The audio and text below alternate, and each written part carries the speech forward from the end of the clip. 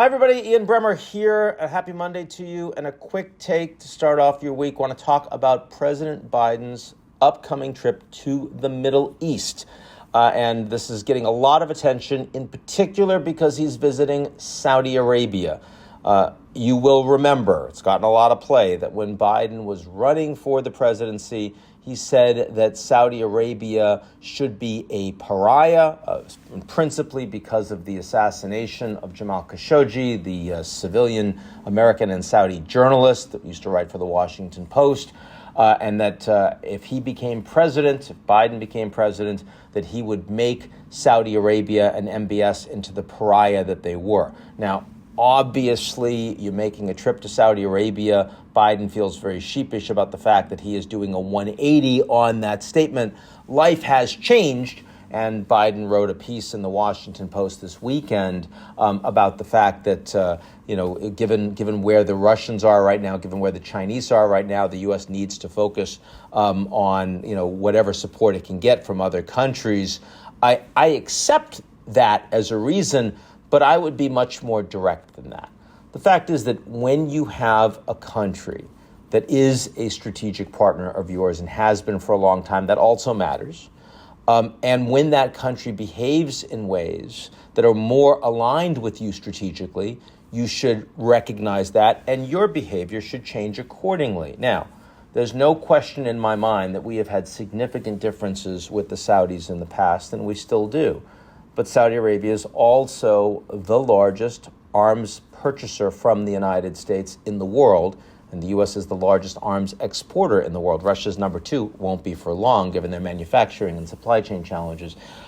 So that matters, and that's one of the reasons why the Trump administration had such a good relationship there, as did, frankly, the Obama administration and previous administrations. And it's not just that. It's also intelligence coordination. It's the Saudis working increasingly closely behind the scenes and at a high level with the Israelis, who are the closest American ally of the United States in the region. Now, on a number of issues over the past couple of years, the Saudis are increasingly, under Mohammed bin Salman, engaging in structural reform. For example, there was a big break in the relationship between Saudi Arabia and the UAE on the one side and Qatar on the other. The Americans work closely with the Qataris. The Qataris have the most important American base, military base, in the region. Well, that relationship has now improved dramatically. The boycott is over. The Gulf Cooperation Council has been more integrated. That's a positive, not just for the region, but also for the United States and its allies in Europe. That, of course, should be appreciated by the United States. That's positive progress. So, too, the fact that the war in Yemen, which was always a far worse, vastly worse human rights crisis than the slaying of a single journalist, is now in a ceasefire. And that's a positive. And hopefully that ceasefire can stick and we can have less of a humanitarian crisis in what has been an extraordinary proxy war between the Saudis and the Iranians on the ground against the Iran-supported Houthis in Yemen. That's a positive. Also, the social and economic reforms that we're seeing in Saudi Arabia that are getting Saudi citizens to work and diversifying their economy away from fossil fuels and away from petrochemicals, that are getting women into the workplace, that are opening the Saudis culturally, from an entertainment perspective, from a sports perspective. These are all things that make it easier to work with the Kingdom of Saudi Arabia that would not be happening unless Mohammed bin Salman and an increasingly competent and coherent cabinet around him, less arbitrarily selected, were in place. So I'm not suggesting that the Americans and the Saudis are suddenly going to have a kumbaya moment and that we think that the Saudis have become the Scandinavians in terms of human rights.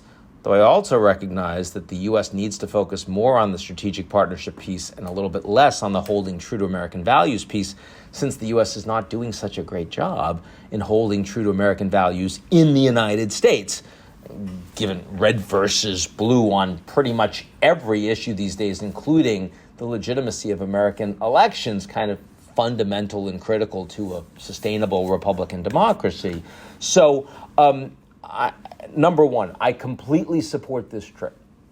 And Biden was the one who was personally dragging his feet. His foreign policy advisors in cabinet and in the White House all wanted him to go. He was the one that was reluctant. He's now finally going. I think it's a good thing.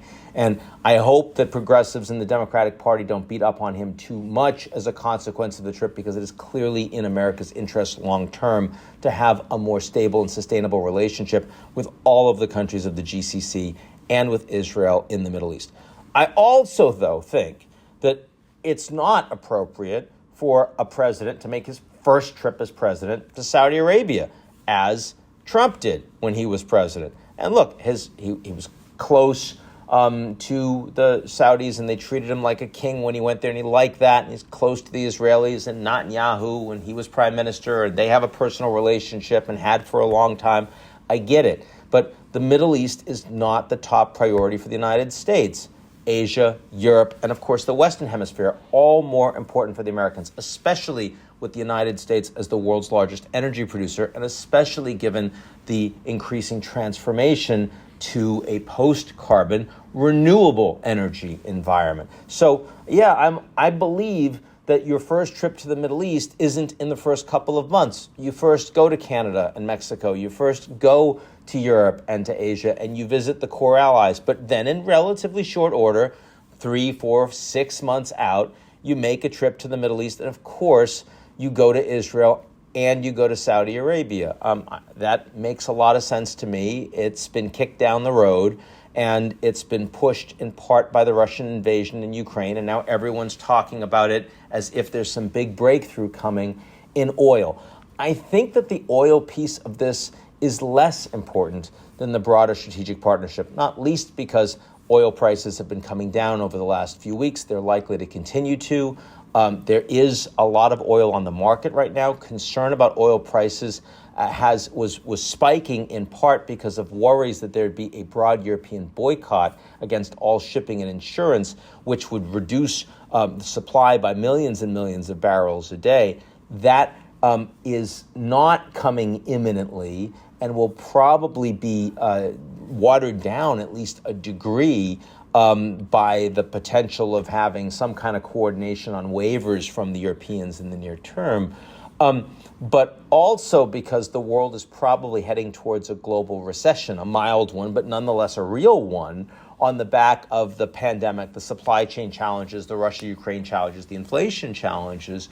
And what that means, with China slowing down dramatically, with big problems still, even in Shanghai and other cities on zero COVID, and with the Europeans probably about to experience a contraction in their economy, and the United States may be there in 2023, that means less demand for energy. So will the Saudis put some more oil on the market? I think they will. I think they will together with other OPEC countries, and I think there'll be some form of headline announcement when Biden is there.